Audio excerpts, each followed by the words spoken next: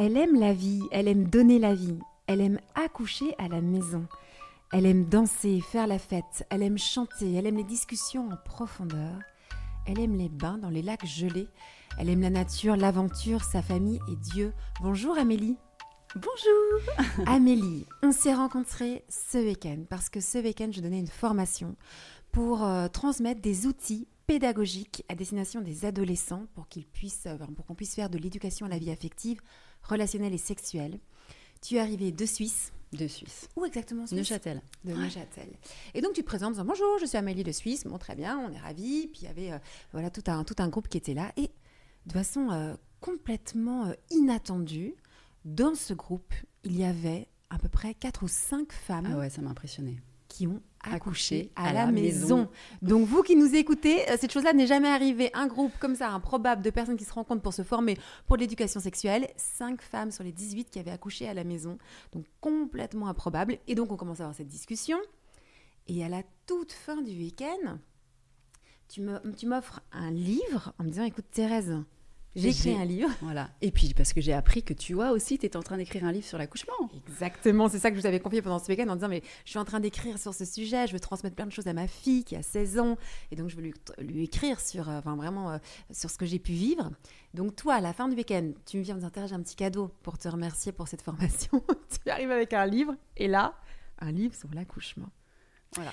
Et en prenant ton livre, donc pour la petite histoire, comme ça vous saurez tout, je prends ton livre, je vois que ce livre est édité aux éditions Première Partie. C'est une maison d'édition qui a été fondée par un de mes amis, Jonathan Boulet, donc voilà, que j'embrasse très fort. Et je vois ton nom de famille, et là je dis, mais tu es Amélie Chapuis. On me parle de toi depuis 15 ans parce que nous avons 2 amis en commun, donc ce fameux Jonathan et aussi Raphaël, un autre ami. Et donc, en fait, je te connaissais sans t'avoir reconnu pendant ce week-end. Et donc, à la fin du week-end, on s'est dit, il faut absolument qu'on se voit et qu'on prenne un café. Et qu'on prenne un café ensemble. On discute de ce sujet aussi passionnant. Voilà, comme ça, vous connaîtrez toute l'histoire de cette rencontre. Parce que, Amélie, donc, est-ce que tu es suisse ou française? Alors, je suis française, de Normandie. De Normandie. Voilà, j'ai vécu 22 ans à Paris et là, ça fait la 4e année qu'on habite en Suisse, ouais. T'es heureuse en Suisse? Ah, super. Alors, je suis heureuse en Suisse. Alors, c'est un peu calme à mon goût. Quand je reviens à Paris, je suis là, waouh, quelle intensité. C'est juste génial de voir plein de gens et puis d'avoir toutes ces relations. Et en même temps, voilà, ça fait du bien, un petit côté aussi paisible. Après 22 ans, c'est... Voilà. Donc, tu vis en Suisse avec ton mari. Mm-hmm. Et combien d'enfants? Alors, nous avons 4 enfants. Qui ont quel âge? 17 ans, garçon, et ensuite 14 ans, 12 ans et 7 ans. En fait, j'ai su très dernièrement, parce que je crois que c'est dans un de tes livres, l'avant-dernier peut-être, oui, où tu parles d'accouchement, enfin que tu as accouché de tes 3 enfants à la maison. Exactement. Et je me suis dit, waouh, encore un truc juste incroyable que Thérèse a pu vivre. Et ça m'a bluffée. Je me suis dit, waouh, mais je comprends mieux pourquoi tu parles de tous ces sujets avec tant de passion. Moi, tu peux pas me comprendre si tu sais pas que j'ai accouché à la maison mais oui, à 20 ans. Je me suis dit, mais c'est juste incroyable. Et là, je suis rentrée dans ton univers encore plus parce que je me suis dit, mais c'est génial. Ouais. Et en fait, le livre dont tu parles, c'est Qu'est-ce qui pourrait sauver l'amour? C'est un livre qui est sorti en fait, l'année du Covid. C'était quoi l'année du Covid? 2020? Oui. Le livre est sorti le jour du confinement. Ça veut dire que j'avais des grands, une belle mise en place par la FNAC, etc.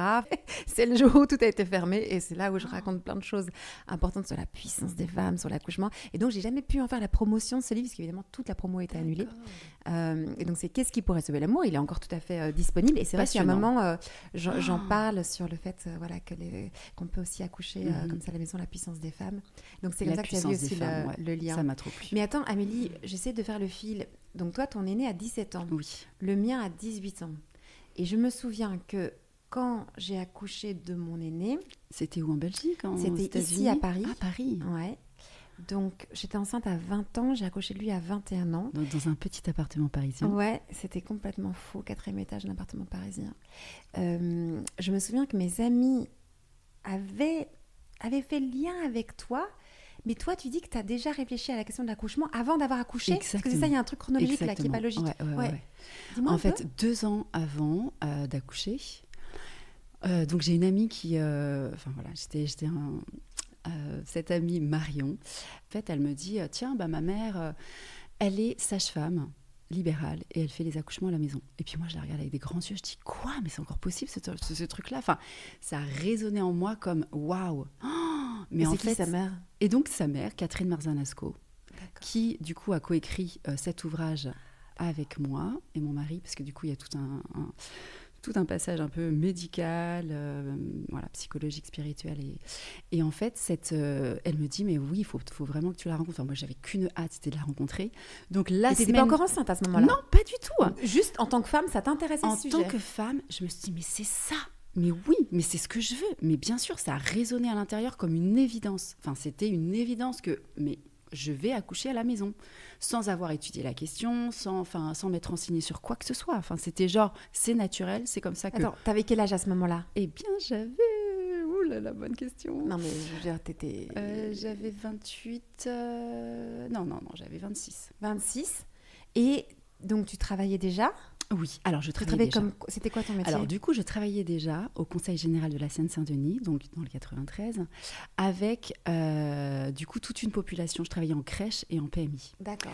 Ça, c'était comme ton petit lien avec la petite enfance. C'était pas en banque d'affaires. Exactement. Et tu merveilles d'accouchement à ce moment-là. Et du coup, en fait, donc voilà, dans ce cadre-là, du coup, en contact avec des mères, des bébés. Je comprends mieux. Et forcément, en fait, j'avais dans mon cabinet énormément de femmes qui me racontaient, du coup, pour des problématiques de troubles de l'attention, de troubles du comportement, de troubles d'attachement, énormément de problématiques qu'on pouvait rencontrer. Et là, à ce moment-là, ces femmes, elles étaient souvent désemparées dans mon cabinet à me raconter pour la première fois, du coup, leur accouchement, parce que forcément, je retravaillais sur l'anamnèse, voilà, comment ça s'est passé pour vous, etc. Et du coup, ça m'a vraiment... je me suis dit, waouh, mais c'est pas possible de vivre ça, en fait. Je me disais, bon, ça doit être normal. C'est quoi le ça? Pas possible de vivre quoi? De vivre autant de violence dans ce moment qui est censé être super beau, en fait. De violence. Parce qu'en fait, elles étaient en pleurs, traumatisées. Oui, on me l'a arraché, on me l'a enlevé, on me l'a pris. Je l'ai récupéré, je ne savais même pas que c'était le mien. J'ai mis du temps à réaliser que oui. Donc, bref, beaucoup de discours.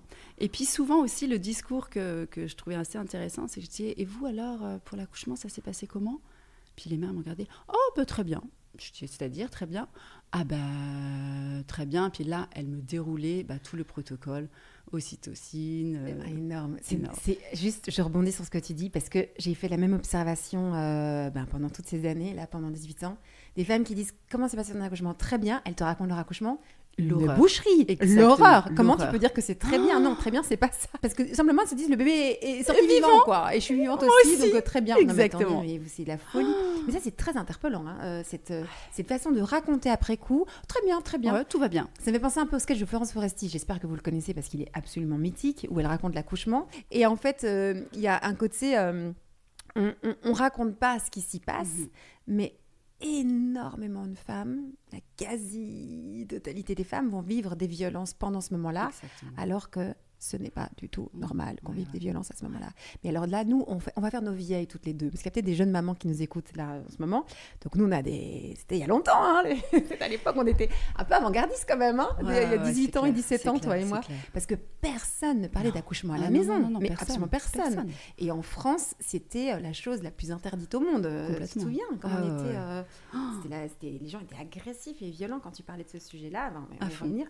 Mais alors attends, toi, on va revenir sur... T'es avec ta pote, ta copine, qui te dit, ma mère est sage-femme libérale, elle fait des accouchements à la maison, donc là t'entends que waouh, je me dis ça existe encore. Je lui ai dit, mais on va la faire venir à une soirée, je veux absolument qu'elle parle de son métier et qu'elle nous informe de tout ce qu'elle fait, de tout ce qu'elle pratique. Génial. Et du coup là, la semaine d'après, elle est dans mon salon, elle nous raconte son métier, passionnant, mais passionnante, et moi je me dis, mais waouh. La semaine qui a suivi, elle me dit, mais écoute, si tu veux Amélie, on travaille ensemble. Moi, je fais des groupes de parole de mamans dans mon salon. Il y a une vingtaine de mamans qui sont là avec leur bébé, celles qui souhaitent accoucher à la maison, celles qui n'ont pas encore accouché, celles qui ont déjà accouché et pas encore accouché. Et donc, voilà, on a des échanges, des témoignages, tu pourras amener des thématiques, et voilà. Donc, du coup, je me suis retrouvée à travailler avec elle. Je me suis retrouvée dans son milieu, dans son salon, avec toutes ces femmes, une fois par mois. à gérer ce genre de rencontres. Et là, c'était le choc. Et donc, dans ces discussions entre femmes, qu'est-ce qui t'a le plus marqué? Alors justement, le choc était... le parallèle entre ce que je faisais dans mon cabinet avec toutes ces femmes et ces bébés en souffrance, alors c'est vrai qu'en crèche et en PMI, là, des pleurs, c'était énorme. Les bébés de 2 mois, c'est sûr. Et là, dans ce salon, avec toutes ces femmes qui racontaient ces récits, du coup, et tous ces bébés qui étaient là, alors déjà dans un calme, j'étais là, waouh, mais il n'y en a aucun qui pleure, on passe la journée ensemble, que se passe-t-il? Ils avaient l'air tellement paisibles, tellement relax, tellement connectés, tellement en confiance, puis des mamans vraiment sûres d'elles dans leur relation avec leur bébé, dans leur manière de materner, et du coup, dans leur récit, souvent, c'était suite à un premier accouchement à l'hôpital qui s'était mal passé. Et c'est vrai que les récits qu'elle partageait, c'était vraiment pour elle une vraie réconciliation une restauration aussi, voire une guérison de ce qu'elles avaient pu vivre lors de ce premier accouchement qui avait été vraiment violent, traumatisant, protocolaire, instrumentalisé, etc. Il faut savoir qu'à notre époque, donc je fais ma vieille, on fait nos vieilles toutes les deux, donc c'était il y a 18 ans, 17 ans, donc on est plus ou moins en 2006-2007, on ne parle pas des violences obstétricales. Pas du tout. Donc les femmes sont encore complètement silencieuses par rapport à ce qu'elles vivent au sein des hôpitaux, des maternités, quand elles mettent au monde leurs enfants. Aujourd'hui, on en parle de plus en plus et c'est la meilleure nouvelle du monde, mais donc nous, quand on est jeune maman, c'est un sujet tabou. Or, tu l'entends et je l'entends, qu'il y a des choses qui sont anormales, qui se passent pendant ce moment le plus particulier dans la vie d'une femme et d'un enfant, le moment de la naissance. Mais en tout cas, ça veut dire que ton intuition à toi, c'était je me sentirais plus en sécurité à la maison qu'à l'hôpital. Ce qui est un raisonnement totalement à contre-courant, parce qu'à l'époque, on nous dit que le seul lieu sûr pour accoucher, c'est l'hôpital. La maison, c'est dangereux. Donc, tu as compris ça au travers de cette rencontre avec cette sage-femme? Exactement. Ouais. J'ai compris que, en fait, notre corps... on était créé pour donner la vie. Et puis cette sage-femme-là m'a fait prendre conscience au moment où je lui ai dit « Ok, j'espère que tu vas m'apprendre à accoucher sans douleur », parce que c'était un peu ma question. J'accouche à Paris dans un petit appartement parisien. Donc, c'est quoi ta méthode, quoi? Puis elle me regarde et me dit « Non mais Amélie, tu as été créée pour donner la vie. Ton corps est fait pour ça, pour mettre au monde un bébé. Je ne vais pas t'apprendre à respirer comme un petit chien. Donc, fais-toi confiance, etc. » Et voilà. Et c'est vrai qu'en creusant sur ce sujet, donc moi, forcément, c'était mon premier en tant que psy, j'avais envie de tout faire parfaitement pour mon bébé. Donc, j'ai lu tous les bouquins qu'il faut sur le sujet en me disant, je veux le meilleur pour lui. Donc, le meilleur, c'était quoi? C'était de faire en sorte que ce premier événement dans sa vie soit un événement qui soit le plus incroyable. Et c'est ce qui s'est passé, c'est ce que j'ai vécu. Et du coup, j'ai vraiment voulu écrire pour informer les femmes en leur disant « Mais c'est possible de vivre les choses différemment. Et soyez informés, informez-vous parce que vous allez passer à côté de quelque chose d'incroyable et je ne veux pas qu'on vous vole ce moment si précieux qui va avoir des impacts juste énormes sur le développement de votre relation avec votre bébé et avec votre enfant, des conséquences énormes sur son développement futur. Et ça, je veux dire, après, nous, on en a vu des gens qui, après, comprennent pas pourquoi il y a telle et telle difficulté. C'est... Ouais, c'est exactement ça. Je suis tout à fait d'accord avec ce que tu partages. Et c'est intéressant parce que dans ton histoire, tu as pu... c'est comme si tu avais déjà pris conscience de tout cet enjeu avant d'être enceinte. Exactement. Alors moi, j'ai une histoire tout à fait différente parce que je tombe enceinte, je suis enceinte à 20 ans, je suis étudiante en philosophie, alors pas en psychologie, et cette petite nuance est importante parce qu'en philosophie, on est dans sa tête, on réfléchit beaucoup aux choses, c'est l'année où je lis toute l'œuvre de Simone de Beauvoir. Je suis dans son travail sur le deuxième sexe, et ce livre fait monter en moi à la fois un ressentiment envers ma situation de femme et une jalousie envers les hommes quand tu lis ce livre. Je ne sais pas comment est-ce que tu peux être autrement que dans ces états émotionnels-là, parce qu'elle montre à quel point toutes les injustices entre hommes et femmes, et elle a une lecture comme ça qui fait, en tout cas de mon point de vue, de mon ressenti, que tu te détestes en tant que femme et tu te dis j'ai pas de chance d'avoir un corps de femme, quoi. Ah, wow. Donc j'ai quand même ça dans la tête. j'ai du Simone de Beauvoir dans la tête, ce qui n'est pas bon pour accoucher du tout. Je ne vous recommande pas la lecture de Simone de Beauvoir pour accoucher. C'est intéressant pour comprendre le monde, mais pas pour accoucher. Et en plus de ça, moi, je viens d'une éducation judéo-chrétienne, même très catholique, donc j'ai aussi la lecture biblique avec le « tu enfanteras dans la douleur ». Exactement. Vous vous souvenez de la petite histoire? Ève, qui va aller manger la fameuse pomme, le fameux fruit défendu, et après, en punition, et évidemment, c'est une lecture simpliste que je fais là expressément pour caricaturer un peu ce qu'il y avait dans mon imaginaire à moi de jeune femme, eh bien, il y a cette idée de tu accoucheras dans la douleur. Ouais. Et c'est « je rendrai tes grossesses pénibles et tu accoucheras dans la douleur ». En plus. Donc en fait, la conséquence est double et ça justement j'en parle. Donc j'ai voulu travailler sur cette question de la souffrance et de la douleur en me posant la question mais d'où vient cette douleur et cette souffrance dans l'inconscient collectif de toutes ces femmes qui sont bombardées depuis très très jeunes sur des accouchements juste horribles, des récits d'accouchements horribles, des films, enfin des histoires, on a l'impression que c'est un film d'horreur, où il y a du sang partout, enfin que c'est gore quoi. Donc ce qu'on peut voir c'est que dans le récit de la Genèse, en fait ils ont juste décidé de se séparer, de se déconnecter de leur créateur. Et donc en faisant un choix de faire par eux-mêmes. Et du coup, ça a eu des conséquences assez dramatiques, justement, sur cette fameuse malédiction qu'on appelle de « tu accoucheras dans la douleur et je rendrai tes grossesses pénibles ». Et du coup, moi, j'étais là, mais il est hors de question que je subisse, c'est ça, en fait, que je sois cette héritière de cette malédiction-là. En tant que croyante aujourd'hui, dans ma relation, je me suis dit, ok, alors ça, c'était l'Ancien Testament. Mais moi, aujourd'hui, si je crois dans ce que Jésus, dans le Nouveau Testament, a accompli à la croix, c'est-à-dire qu'il a tout accompli, il a pris cette souffrance, cette douleur, il a pris cette malédiction, en fait, du jardin. Je peux, moi, aspirer à vivre un accouchement reconnecté, réconcilié, sans douleur. Et ça a été la big révélation de ma life. Parce que quand elle m'a dit « je ne vais pas te préparer à l'accouchement sans douleur », je me suis dit « waouh, mais j'ai plus qu'à prier, c'est pas possible. Je suis dans des petits appartements parisiens, si tout le monde m'entend hurler, ça va pas le faire. » J'ai cherché vraiment tous ces passages qui parlent de ça pour vraiment fortifier ma foi et puis de me dire « waouh, mais je veux vraiment aspirer à ça et mettre ma foi dans ce qu'il a accompli. » Tout simplement. C'est incroyable dans ton récit parce qu'on voit bien la préparation, j'ai envie de dire la préparation mentale et la préparation spirituelle, la préparation psychologique que tu as faite avant d'accoucher. Ouais. Et j'invite toutes les femmes qui sont peut-être enceintes, qui nous écoutent ou qui vont peut-être avoir d'autres enfants, à penser que ça se prépare dans la tête, dans le cœur, dans le corps, tout ça. Parce que justement, en fonction de ce que tu as dans l'esprit, tu vas vivre les choses différemment.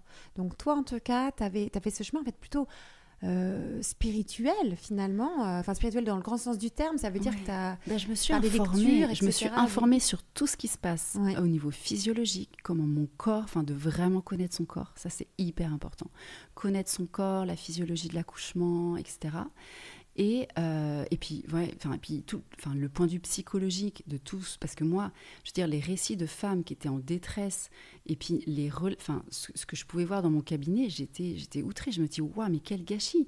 C'est juste horrible de s'imaginer l'impact que ça peut avoir. Et après, comment faire guérir de cet événement-là, c'est plutôt chaud. Autant faire de la prévention pour que ça se passe bien. Et je te dis, ça me fait sourire de t'entendre, parce que donc, je te racontais que donc moi, je suis enceinte à 20 ans. Donc, je suis étudiante en philosophie. Tu penses bien que absolument personne autour de moi n'a d'enfant. Personne ne tombe enceinte à cet âge-là, etc. Et je suis dans cet univers hyper intello et tout. J'apprends que je suis enceinte, mais j'ai des partiels à passer, j'ai plein d'autres choses à vivre. Et donc, je vis ma grossesse, mais surtout, j'oublie complètement, je ne sais pas qu'il faut s'inscrire dans une maternité pour accoucher. Donc, 1 mois passe, ou peut-être 2, je ne sais pas combien. Puis je me dis, ah oui, où est-ce que je vais accoucher? C'est vrai qu'il faut s'occuper de cette question-là. Je vois un peu les maternités les plus avant-gardistes à Paris, un peu sympa. J'appelle et évidemment, on me rit au nez en me disant, mais madame, vous êtes très très mignonne, mais il faut se renseigner avant même d'avoir accouché pour pouvoir avoir une place à Paris. Les places sont chères et donc je n'ai aucun lieu pour accoucher. autre qu'un espèce d'énorme hôpital au fin fond de Paris qui a l'air vraiment l'espèce d'usine, quoi. Et là, je me dis, oh là là, je ne sens pas trop cette affaire-là. Et je pense à la possibilité d'être accompagnée par une sage-femme. J'ai un nom qui m'est donné vraiment par hasard. Par hasard, je vais chez elle, dans un endroit un peu en banlieue parisienne. Je ne sais pas trop bien où je mets les pieds. Mais je ne connais rien à ce monde. Avec cette sage-femme, on fait un premier rendez-vous avec mon mari et elle. Et c'était très drôle parce qu'à la fin du rendez-vous, elle me dit « Bon, je vais réfléchir pour voir si je veux bien vous accompagner. » Je dis « C'est quoi cette affaire-là ?» Mais en fait, quand tu es accompagnée par une sage-femme, elle se donne aussi le droit de t'accompagner ou pas. Ce qui est drôle aussi parce qu'en fait, c'est basé sur un pacte de confiance entre elle et toi et aussi le mari. Indispensable. Et à ce moment-là, en fait, ce que je découvre d'abord avant l'accouchement à la maison, c'est l'accompagnement global de la grossesse, l'accouchement, et puis après l'allaitement, et puis les suites de couches, etc. Si tout se passe bien, je peux accoucher à la maison. Et si on a le moindre souci, le moindre problème, besoin d'une aide médicale, eh bien on ira solliciter cette aide médicale et on ira dans une maternité dans laquelle elle a une entrée. Donc c'est vrai que moi j'ai toujours fonctionné comme ça. Je choisis une sage-femme qui m'accompagne de façon globale et toujours en lien avec une maternité, en général une maternité qui offre un très bon service pour les femmes. Et comme ça, en cas de problème, eh ben, je peux y aller. Donc il y a toujours un plan B, c'est important de le dire parce que c'est pas non plus le côté complètement farfelu. Exactement. Et avec des sages-femmes extrêmement compétentes et tout. Et donc c'est comme ça que je rentre je découvre ma grossesse, moi je rentre dans ce monde de la maternité, mais tu vois, je n'ai pas du tout réfléchi avant, comme toi tu as pu le faire. Donc avec tout ce que j'ai dans la tête concernant l'accouchement, ce qu'on m'a dit que ça devait être avec la douleur, etc.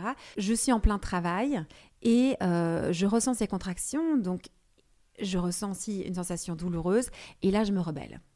Et je me rebelle et je crie.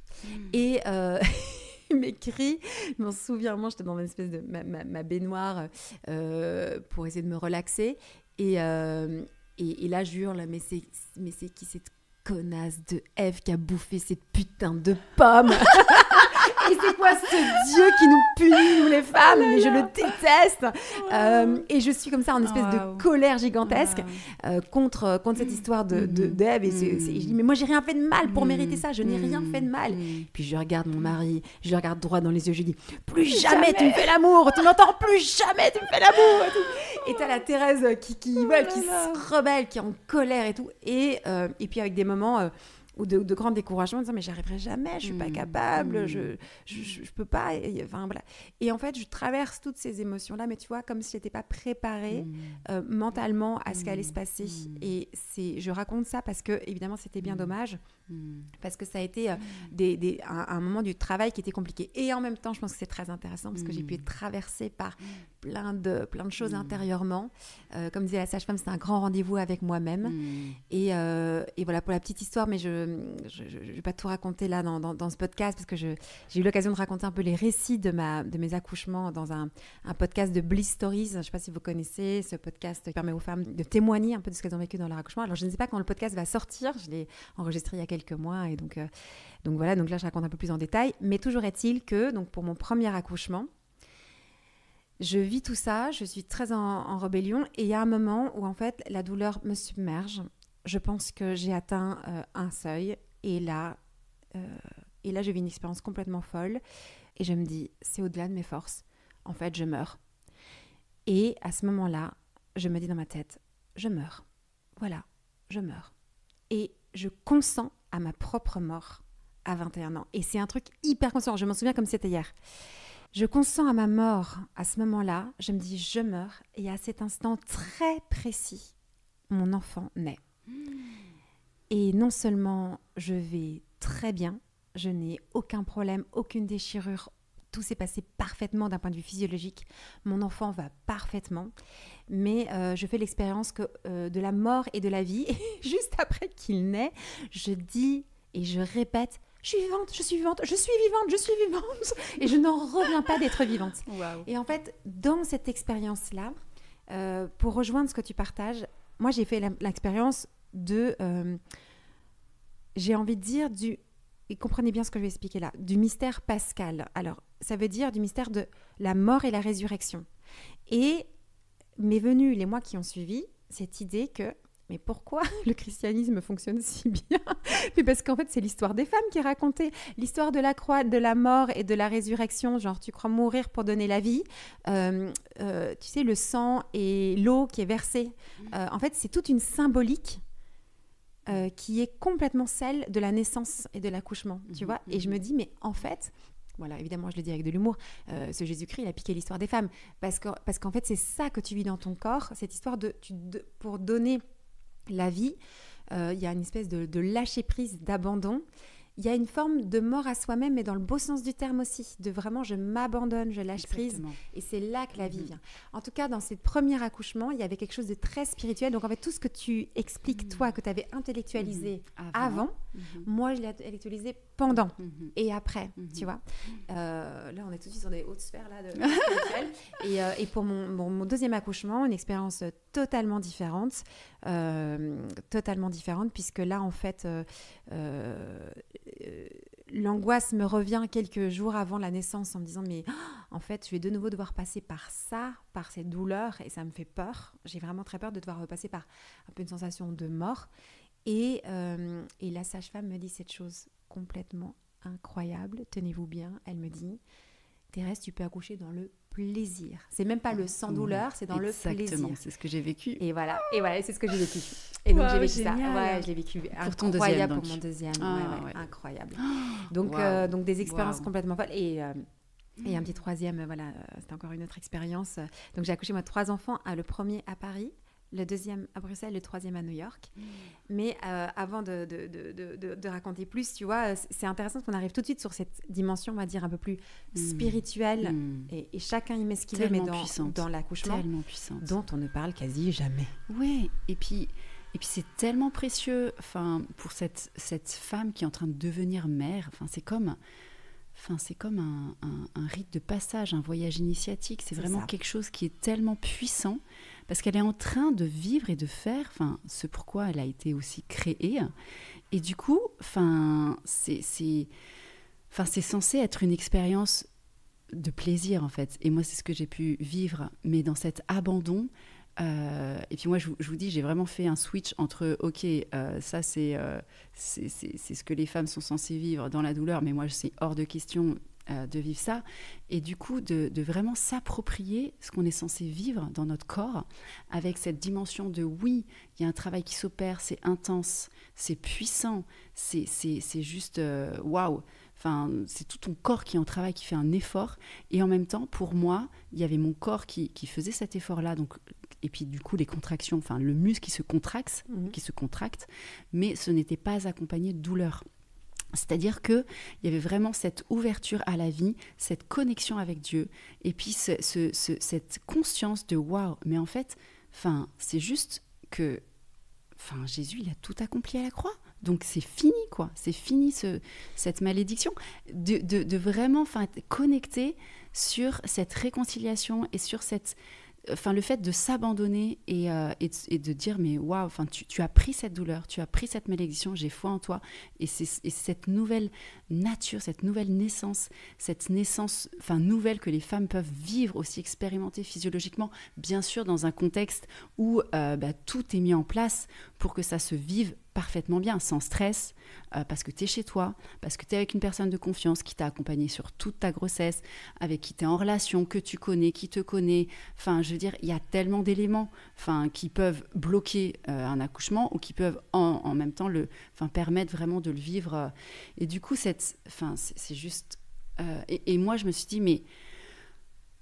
tellement de femmes passent à côté de ça. Et cette dimension de plaisir, de joie. Moi, je sais qu'à chaque contraction, j'étais là, genre, oui, mais c'est génial, mais genre, je m'ouvrais dans cette... En fait, je me sentais en même temps connectée à mon corps, à mon bébé, connectée à Dieu. Et donc, dans ce travail d'équipe, tous ensemble, il y a quelque chose qui s'opère, quoi, qui te dépasse totalement. Je rejoins totalement ton expérience. Alors... moi, j'ai pas la foi en Dieu. Je crois pas en l'existence de Dieu. Je suis vraiment très athée, mais depuis longtemps, tu vois, depuis mes 15 ans, depuis l'âge de mes 15 ans. Mais par contre, tout ce que tu dis résonne en moi. Et en fait, on peut mettre... chacun a une idée, en fait, de ce que c'est Dieu ou le spirituel. Et en fait, on peut très bien vivre tout ce que tu dis, même si on voilà, on n'a pas cette Oui, foi-là, et puis parce cette qu'en fait, révélation. il y a quelque chose qui nous dépasse. Tout à fait. On peut dire c'est la vie, c'est le mystère. Enfin voilà, chacun mettrait un peu un mot différent, mais pour dire que c'est pas lié à une religiosité en tant que telle, c'est vraiment une spiritualité beaucoup plus profonde. Et tu vois, ce qui est incroyable, c'est que quand on accouche de cette façon-là, comme toi et moi, comme tu l'as fait 4 fois, moi 3 fois, donc on vous parle quand même en connaissance de cause, hein, on n'est pas en train de... c'est de voir que la naissance est une expérience qui est pas seulement mécanique de on met au monde un bébé, mais qui est aussi spirituelle, qui est aussi psychologique, qui va nous prendre en fait dans notre entièreté, quoi. Et on a réduit l'accouchement à juste cette dimension de Un protocole. il faut faire sortir le bébé. Et nous, on est en train de vous dire que mais ça peut être totalement différent. Et d'ailleurs, je me permets de faire le petit parallèle, mais qui mériterait qu'on l'approfondisse encore plus. C'est la même chose avec la sexualité. Exactement. On a rendu la sexualité comme chose, juste un truc très mécanique, où il faut toucher tel ou tel bouton ou faire telle ou telle pratique pour avoir du plaisir, alors que en fait, la sexualité peut être une union sacrée, quelque chose qui est c'est tellement qui nous intime. dépasse. Voilà, C'est tellement intime. Et moi, souvent, je faisais le parallèle. Je dis, mais vous aimeriez que tout d'un coup, il y ait quelqu'un qui débarque dans votre chambre, accouché, vous êtes en plein ébat amoureux, vous êtes en relation intime avec votre mari, et qu'il allume la lumière et puis qui vous offre une tasse de café, qui dit ça va, je peux vous aider alors non, plutôt telle position, non mais attendez, là l'orgasme va pas bien, non ça va pas être comme ça, et là qui te fasse des commentaires sur comment tu dois faire, ce que tu dois faire, voilà. Et donc je veux dire, en plein ébat, toi t'es juste hyper kéblo, tu te dis mais c'est pas possible, là je peux pas me lâcher, je peux pas avoir d'orgasme, non c'est pas possible. Et en fait l'accouchement c'est pareil, tu as besoin d'être dans une pièce tamisée, genre qui est le moins de lumière possible, avec le moins de gens possible, pas aucune intervention, pour être vraiment dans ta bulle, en train de vivre, expérimenter cette dimension de lâcher prise, d'abandon et de plaisir, vraiment... voilà, donc c'est vrai que la comparaison, par rapport à la sexualité, moi je la donne à chaque fois. Mais c'est tellement juste ce que tu dis, c'est la comparaison est vraiment parfaite. Mais moi, je dis que c'est comme un acte sexuel. Je dis, c'est comme faire l'amour avec ton mari. Tu fais pas ça avec 15 néons au-dessus de ton sexe, les jambes écartées, avec 15 personnes qui passent. Ah oui, passez-moi le truc. Ah ben non, il me faut le bistouri. Bref, tous les professionnels ou le personnel qui viennent perturber en fait le processus naturel. Et d'ailleurs, pour arriver à avoir de la jouissance au moment de l'intimité sexuelle, au moment de l'acte sexuel, il faut être dans ce mouvement d'abandon, de lâcher prise. Et comment est-ce qu'on fait ? Donc le conseil que je donne aussi souvent en tant que sexologue, quand on vient me dire « mais j'ai des douleurs pendant les rapports sexuels, j'arrive pas à avoir de plaisir », c'est qu'il faut que son esprit soit concentré sur ce qui est en train de se vivre au moment où il se vit, c'est-à-dire de prêter attention à ses sensations corporelles sans les juger, sans les évaluer, sans se dire « ouh, ça fait mal, mais ça fait de plus en plus mal, mais ça va faire encore très mal ». Et donc là, tout se bloque. Sans se dire qu'est-ce que l'autre va penser, donc avoir peur du jugement de l'autre, d'être vraiment dans son corps, de respirer dans ses sensations, de les accueillir, de consentir à ces sensations. Et là, en fait, la sensation va monter jusqu'au moment du fameux lâcher prise. Eh bien, c'est exactement le même mouvement pour accoucher. Donc, en fait, on accouche comme on fait l'amour. Ouais. Et pourquoi on a parlé de jouissance ? Alors, je sais qu'il y a des personnes qui vont dire « quoi de jouissance ?» Mais ils n'ont jamais entendu parler de femmes qui parlent de jouissance au moment de l'accouchement. C'est deux mots qui ne vont pas ensemble. Et en fait, si. Et je vais vous expliquer davantage pourquoi est-ce qu'ils vont ensemble. C'est que quand on est dans ce mouvement de lâcher prise, d'abandon, ça veut dire qu'on respire dans sa sensation. Au lieu de se dire « ouh là, la contraction, ça fait mal, ça fait très mal, ça fait de plus en plus mal, mais je vais avoir encore très très mal. » Et bien là, on se contracte. Alors que c'est exactement le mouvement inverse qu'il faut faire. Et quand on se détend grâce à la contraction, eh bien on libère des endorphines naturelles. Et donc, on a comme une espèce de shoot de drogue naturelle. Et moi, je vous le dis, c'est la pure... C'est la meilleure drogue qui existe au monde. Exactement. Moi, je l'ai goûtée à cette drogue-là. Tu planes, littéralement, tu planes. Moi, pour mon deuxième accouchement, à chaque fois, je souriais. Je planais. J'étais vraiment shootée à ces hormones-là qui sont mais la meilleure drogue qui existe au monde, quoi. Ultra puissante. Et donc, tu as vraiment du plaisir par cette drogue qui t'est donnée. Alors, pour ceux qui ne nous suivent pas, je vous donne un exemple. Souvent, les gens qui font de la course à pied disent qu'au bout d'un certain temps, ils peuvent se sentir comme... ils ont aussi une forme de petite drogue naturelle en courant. Bon, ben ça... Alors, je sais que ceux qui ne courent pas se disent « mais de quoi vous me parlez ?» Mais quand tu as déjà vécu une expérience sportive et tu sais qu'en fait, tu peux avoir cette espèce d'endorphine naturelle, Eh bien, ce que les sportifs peuvent ressentir quand tu accouches, c'est ça, puissance 1000, quoi. Exactement, puissance 1000. T'imagines le kiff total. Et moi, pour ma troisième, c'était juste incroyable parce que non seulement j'avais cette dimension de joie, et en fait, j'étais dans une joie telle, enfin une espèce d'euphorie, que je me suis éclatée de rire. Mais j'ai rigolé. Et en fait, je me souviens très bien de la tête de ma sage-femme et de mon mari à ce moment-là. Ils m'ont regardé genre, mais... Mathilde, c'était tellement surpris. Et en fait, le bébé était en train de sortir. C'était juste incroyable. Ouais. Mais c'est possible. Et en fait, c'est ça qui est incroyable. C'est que si tu respectes le fonctionnement du corps, c'est censé se vivre bien, cet accouchement. Et ça peut se vivre même dans le plaisir. Exactement. On est fabriqué pour ça. Donc, tous ces récits qu'on a d'accouchements qui se passent mal ou qui sont douloureux, c'est pas normal dans le sens de la normalité selon la façon dont notre corps est conçu. Et fonctionne. C'est normal au niveau de la statistique, parce qu'il y a beaucoup de gens qui vont plutôt dire ça, mais vous voyez, on est en train de vous dire qu'on pourrait inverser la norme. La majorité de femmes devraient pouvoir accoucher comme ce qu'on est en train de vous raconter, et puis parfois, il se fait que il y a des dysfonctions, le bébé est mal placé, il y a différents problèmes. Des grossesses pathologiques. Mais c'est un pourcentage juste minime. Exactement. En fait, notre récit devrait être le récit le plus courant qu'on devrait entendre. Exactement. Et puis parfois, malheureusement, il y a des situations qui demandent une aide vraiment médicale. Et ces situations existent, on n'est pas du tout en train de les nier, pas une fraction de seconde, mais ce n'est pas ça qui devrait être la normalité. Exactement. C'est quand même incroyable. Mais comme tu dis aussi, pour que le processus puisse se faire, il faut qu'on se sente en sécurité. Et la sécurité, elle vient de différentes choses. Elle vient à la fois de l'accompagnement qu'on peut avoir avec cette sage-femme qui nous connaît bien, qui n'a pas fait que nous peser pendant toute notre grossesse, qui nous a posé des questions sur comment tu vas, comment tu te sens, comment se passe ta vie, tes rapports familiaux, amicaux, je ne sais pas ce que tu vis. En fait, elle s'intéresse à toi, donc elle te connaît hyper bien. Et puis après, il y a le lieu où on se sent bien, on se sent en sécurité.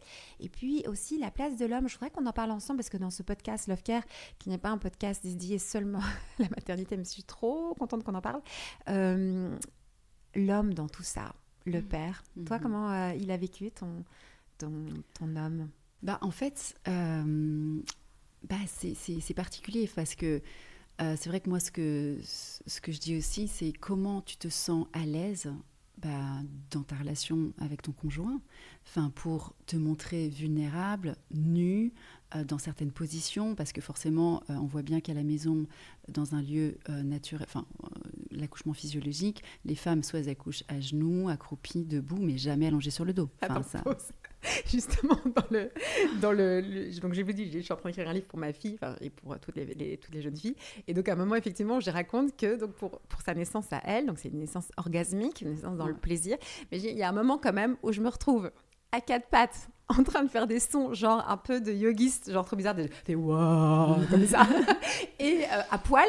Mais pour être capable de faire ça, si vous me connaissez un petit peu, c'est pas tout à fait mon style d'être un petit peu dans ce truc-là. Enfin, je fais un peu attention à mon apparence et ma façon de me tenir, quoi. Et donc pour être capable de se trouver dans cette situation-là, c'est que je devais être vraiment en confiance totale avec à la fois la sage-femme et le papa de ma fille, pour de pas me sentir jugée. Et c'est vrai que si tu as peur du jugement, en disant qu'est-ce qu'il va penser s'il me voit comme ça, tu peux pas en fait te lâcher et tu peux pas bien accoucher. Et si tu as des complexes, si tu as peur, du regard de l'autre, du jugement, tout ça, c'est sûr que c'est un facteur de stress. Donc, c'est vraiment toute cette dimension de confiance relationnelle et du coup, de la place de l'homme. Moi, je sais qu'il était là. C'était un moment, il m'a dit, juste au moment de l'expulsion, il m'a dit, mais t'es juste incroyable, t'es merveilleuse, vas-y à fond. C'était vraiment la dernière phrase avant l'expulsion.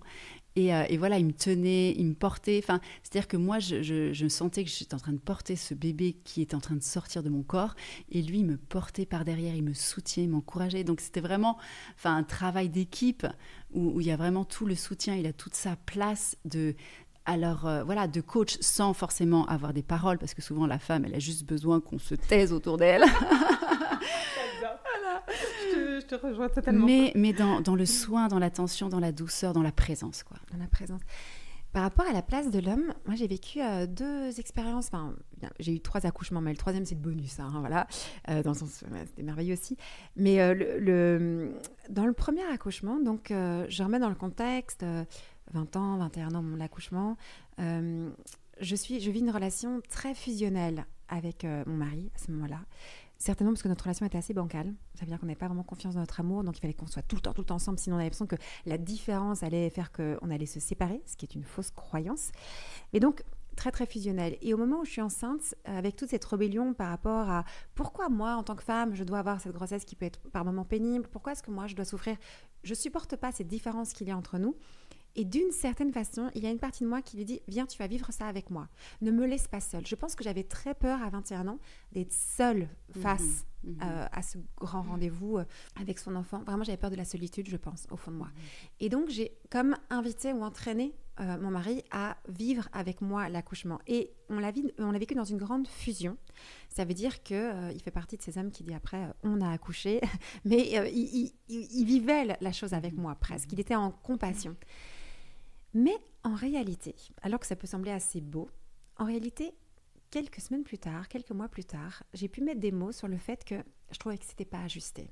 En fait, j'avais presque l'impression, et c'est pas du tout un jugement par rapport à lui, parce qu'il a fait comme il pouvait à ce moment-là, et c'est aussi moi qui l'entraînais là, mais qu'il m'avait presque volé ce moment. C'était pas son moment à lui, c'était mon moment à moi avec mon bébé. Et lui, sa place, elle devait être autre. Il n'était pas à être en fusion avec moi, ou en compassion extrême, il avait un autre rôle. Et pour la naissance de mon second enfant, j'ai senti qu'elle devait être différente, cette naissance. Et intuitivement, je lui ai dit, en fait, là, en fait, on va pas faire comme avec l'aîné, comme avec Gaspard. Je vais te demander simplement laisse-moi faire, laisse-moi ma place. Laisse-moi, viens pas me parler, viens pas vivre les choses avec moi. Et il a accepté très humblement, avec beaucoup de délicatesse, et ça je le remercie infiniment, d'avoir un rôle qui était tout autre, qui était celui de rendre service, d'être dans le service. Donc une présence qui n'est pas dans « je fais à ta place » ou « je fais avec toi », c'est que je me mets au service. Et je me mets au service de qui ? De la sage-femme qui lui disait est-ce que tu peux apporter un gant de toilette chaud ? Est-ce que tu peux faire couler un bain ? Est-ce que tu peux allumer cette petite bougie, mettre tes lumières ? Et quand... Le père de mes enfants s'est mis vraiment au service à la fois de la sage-femme qui elle-même me rendait service. J'ai eu cette sensation que tout le monde était à sa place. Et que sa place d'homme, c'était pas être collé à moi en tant que tel. Sa place d'homme, c'était de me servir. Ce qui n'est pas la même chose. Et en fait, l'accouchement était merveilleux parce qu'il avait retrouvé sa juste place.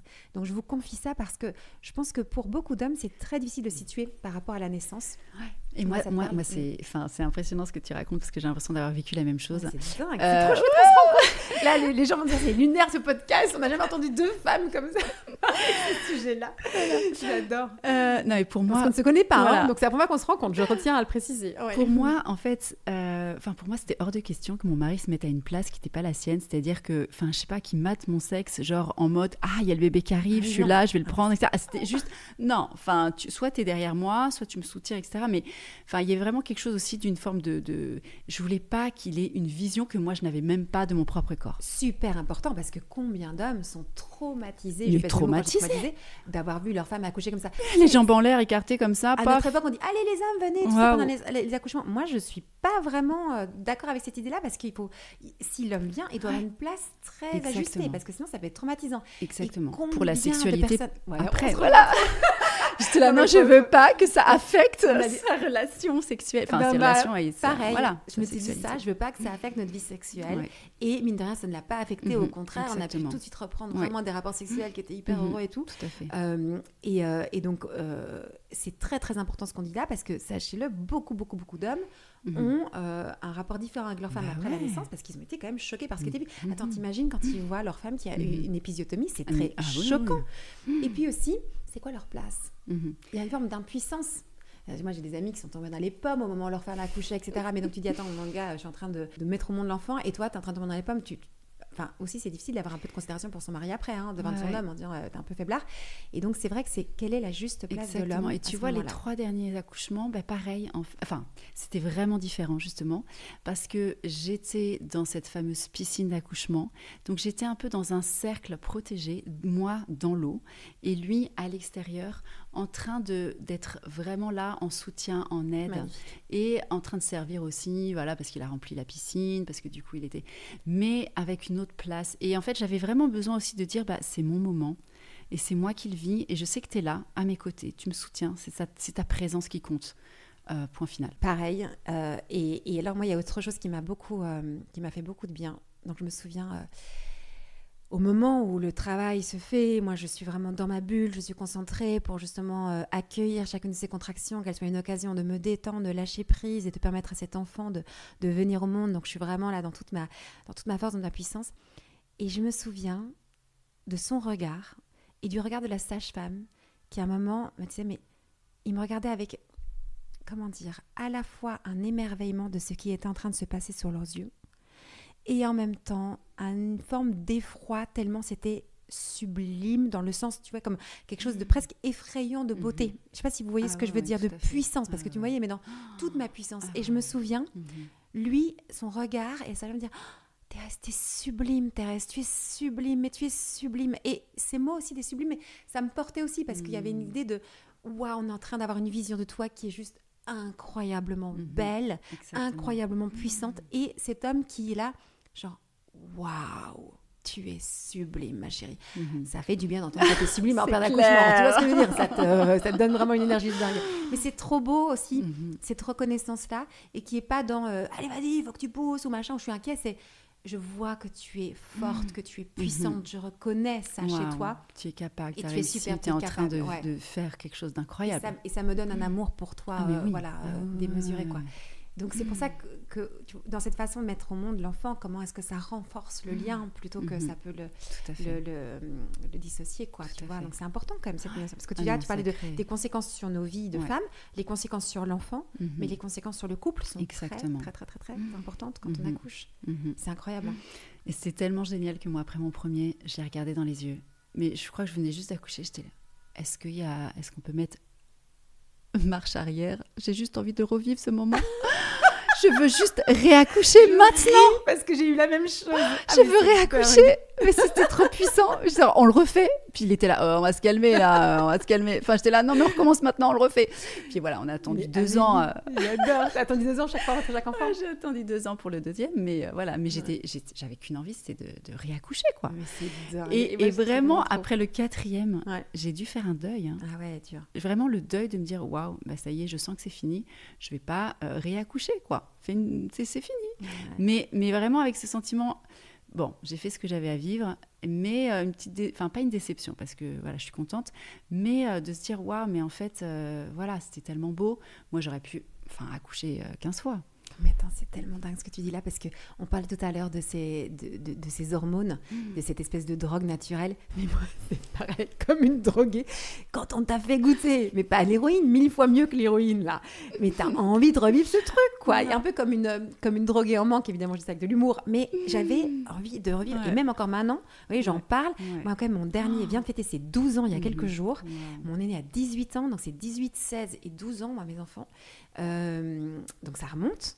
Mais je m'en souviens encore. Et j'avoue que je rêve d'une seule chose, c'est de nouveau être enceinte et d'avoir un petit bébé. Bon, après, il faut l'homme qui... il faut tout ça. Puis il faut les éduquer, ces enfants. Ça, c'est une autre histoire.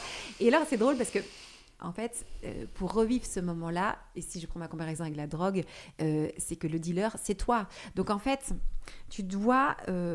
comment dire ? Toi-même te convaincre que non, c'est peut-être pas la meilleure idée du monde de mettre d'enclencher une nouvelle grossesse là maintenant tout de suite, mais c'est avec toi-même que tu dois dealer, parce qu'il y a une partie de toi qui rêve que d'une seule chose, c'est de revivre ce moment, et puis une autre partie de toi qui dit quand même, faut être un peu responsable dans la vie, donc pas trop d'enfants. Mais c'est pour dire à quel point ça peut être puissant. Et c'est vrai, je sais pas si tu l'as senti aussi, que pendant les semaines qui ont suivi, d'être encore shootée. Complètement. Est-ce que on irait sur un sujet super touchy, mais là on se parle sans filtre toutes les deux. Comment tu as vécu toi après les mois qui ont suivi? Ça veut dire que moi je peux te partager dans mon expérience, c'est que, et ça va peut-être agacer beaucoup de femmes qui nous écoutent là, mais tout s'est passé parfaitement bien. L'allaitement s'est bien passé, j'ai pas eu de baby blues, j'ai pas eu de dépression postpartum. C'est archi nickel, je n'ai rien à redire. En fait, exactement. Un enfant paisible, un enfant qui mange bien, une relation qui se passe super bien. Donc imaginez, j'accouche là, donc en janvier, donc j'accouche exactement pendant la période des partiels, que j'ai repassé en septembre de la même année. Et 2 semaines après mon accouchement, je suis à la fac avec mon bébé et j'ai suivi tous mes cours pendant 4 mois avec mon bébé à la fac. Et j'ai pas dû sortir une seule fois de cours parce que mon bébé était bruyant, je sais pas quoi. Non, il était apaisé, il buvait. Donc j'avais dans une main, j'avais mon bébé au sein. Avec l'autre main, j'écrivais mes cours. J'ai passé juste mes partiels. J'ai pas eu de deuxième chance, mais c'est pas grave. Donc j'ai réussi tout du premier coup. Et en fait, oui, tout s'est bien passé. Et ma conviction intime, c'est pour ça que je dis c'est un peu touchy, c'est que je pense que c'est c'est grâce à la façon dont je les ai mis au monde qui font que le reste s'est bien déroulé aussi, quoi, tu vois.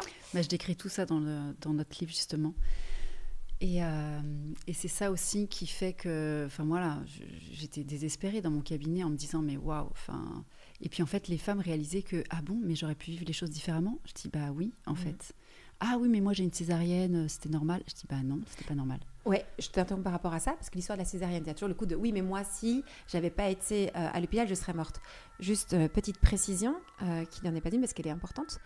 Donc, à 21 ans, j'accouche de mon premier enfant à la maison, donc sans péridurale, avec une sage-femme, sans aucune déchirure, ni aucun problème physiologique, et cet enfant pèse 4,5 kg. Oui, ce genre d'enfant qu'on sort par césarienne. Voilà. 4,5 kg à la maison sans rien comme problème physiologique. On a pris le temps. Exactement. On a pris le temps, on a respecté mon corps. Donc ça veut dire que y a des situations à l'hôpital, évidemment que j'aurais accouché sous césarienne. Et donc après, ça aurait été des complications sur plein d'autres aspects.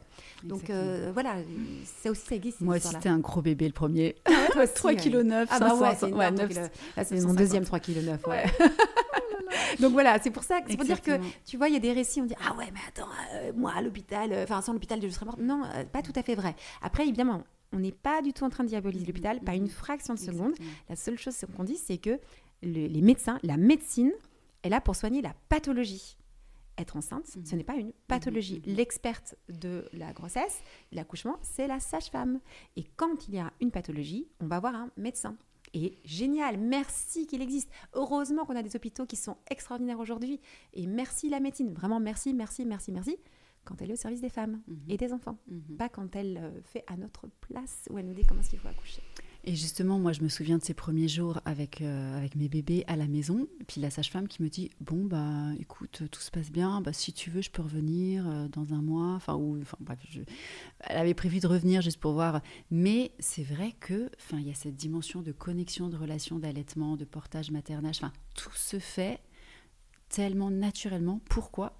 Parce que la femme, dans cette puissance qu'elle a vécue et cette capacité, ce voyage qu'elle vient d'expérimenter, toutes les hormones ont été sécrétées, tout est en place pour cette connexion, cet attachement, cette relation symbiotique, fusionnelle, tout ce qui est nécessaire vraiment à ce lien d'amour, c'est qu'elle a confiance en elle, elle sait, et cette hormone ocytocine qui a été bien sécrétée est là pour vivre ce côté instinct.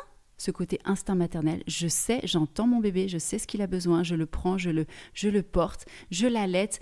Il y a un langage qui se fait qui est naturel. Or, quand on a perturbé ça, moi j'en parle justement à un moment, je me dis waouh. C'est typiquement, quand on cherche à intervenir sur un processus de la chrysalide, de la chenille, qui se transforme en papillon, si on essaye d'intervenir, on tue le futur papillon. On détruit en fait ce processus naturel.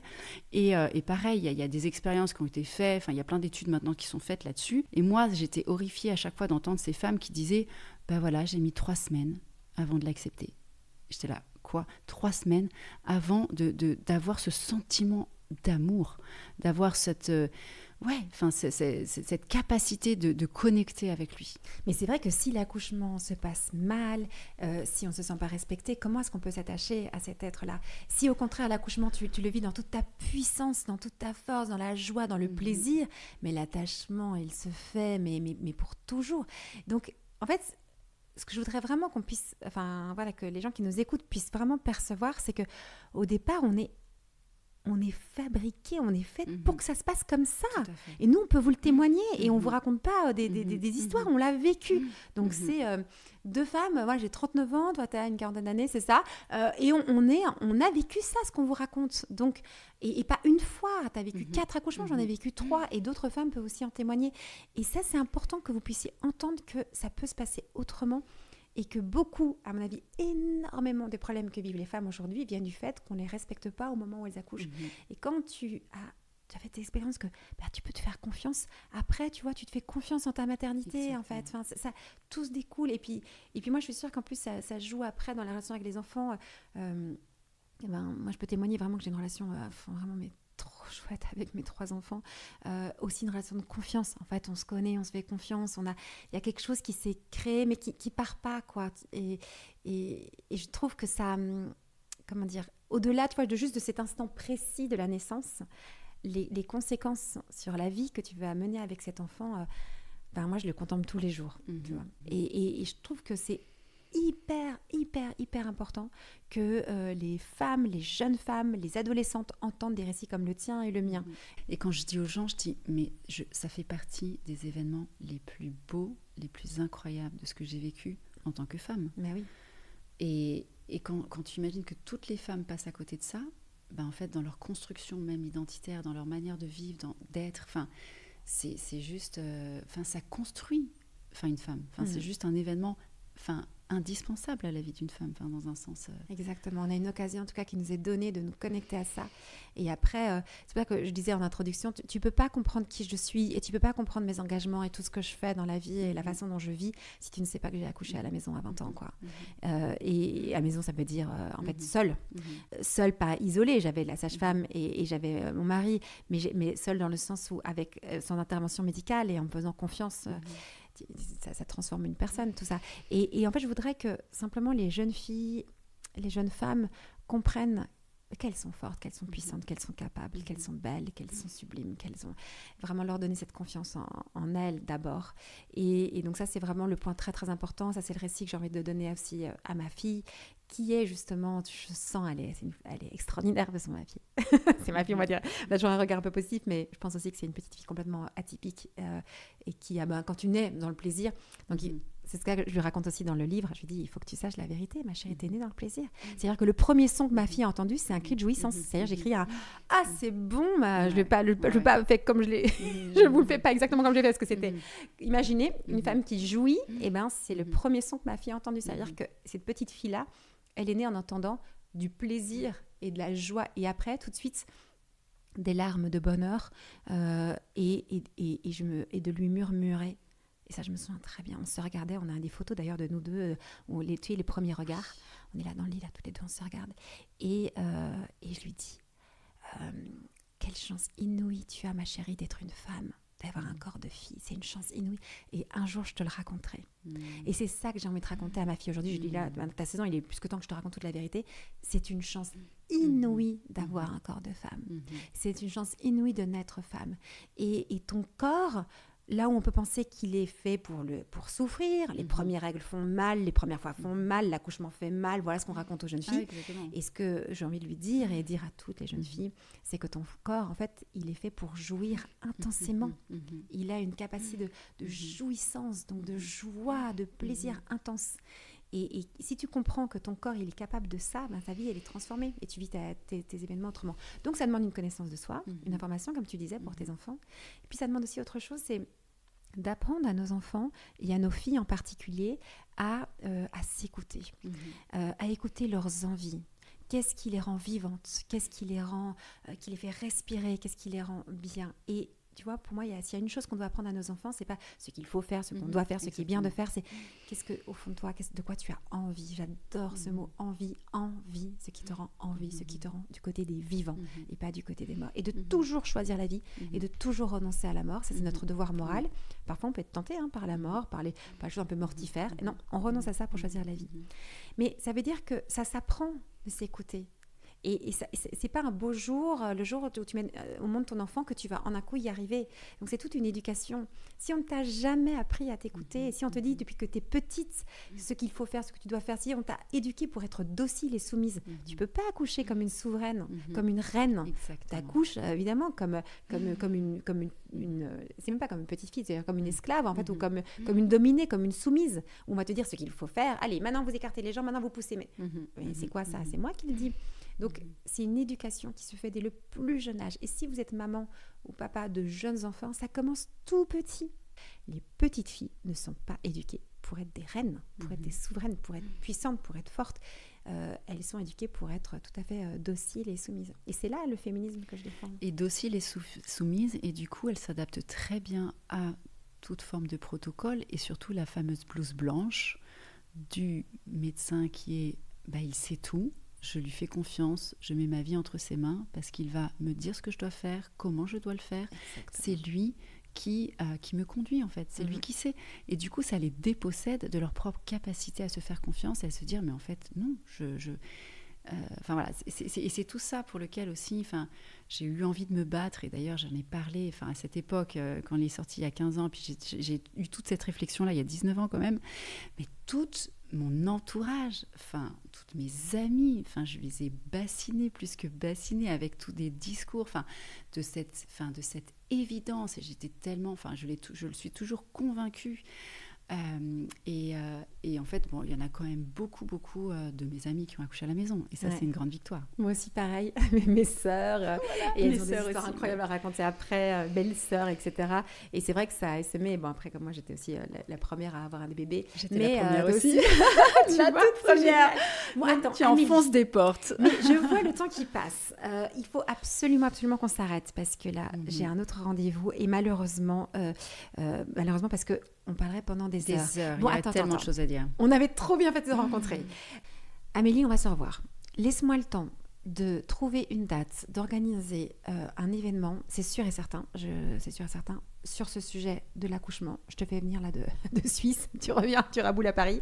Et vous qui nous écoutez, dites-moi si ça vous intéresse, qu'on puisse se rencontrer et qu'on puisse davantage en parler, parce qu'on aura encore 3000 choses en plus à vous dire. Là, c'est juste une petite introduction.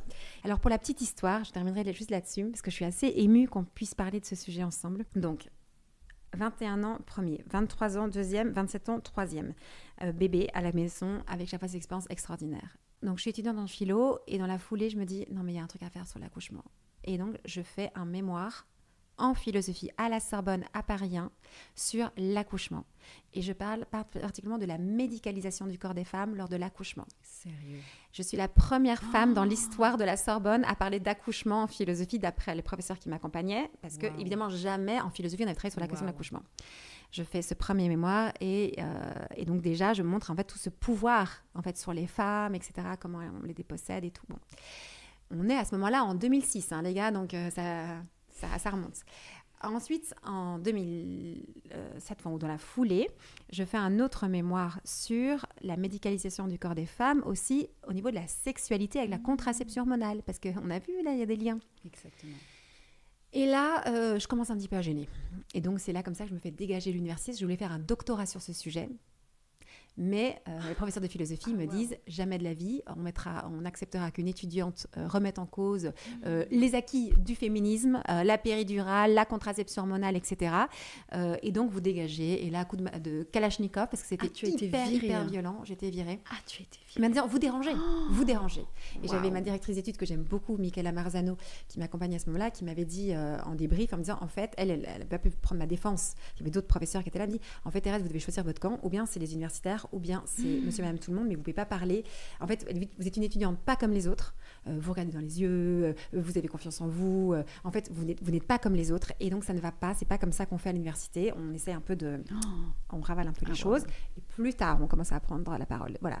Bon, vous imaginez, moi, après tout ce que j'ai vécu, je ne pouvais pas être une petite étudiante docile. C'est pas possible. Déjà, je ne suis pas docile dans la nature, mais alors en plus, avec ce que j'ai vécu. Et donc, je me fais virer. Et c'est très violent pour moi. Voilà, je le raconte encore aujourd'hui parce que c'est la raison pour laquelle maintenant j'accepte tout ce qu'on me propose en termes d'interviews ou bien dans les associations, etc. Je parle à n'importe qui a envie d'écouter parce que j'ai connu ce que c'est la censure et j'ai connu la violence de j'ai quelque chose à dire au monde, mais on m'empêche de le dire. Donc maintenant, quand on m'invite, j'y vais.